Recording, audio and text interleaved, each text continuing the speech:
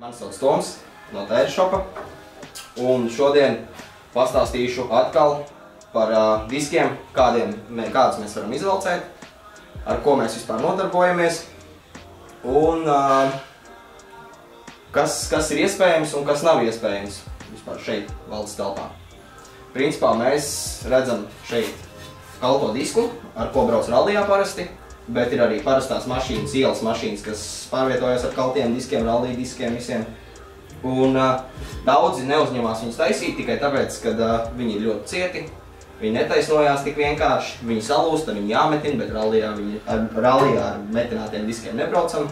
Piemēram, mēs uzņemos sataisīt viņus, taisam arī divdaļīgos, trīsdaļīgos diskus, atjaunojam maliņas.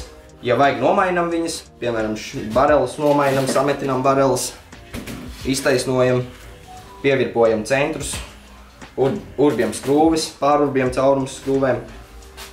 Atjaunojam arī vecos diskus, kā piemēram šādus.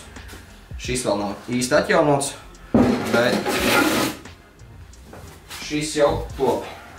Tika uzmitināts maliņas, saslīpēts. Tagad ir jāsaslīpē viss plakne un uz pulēšanu projām.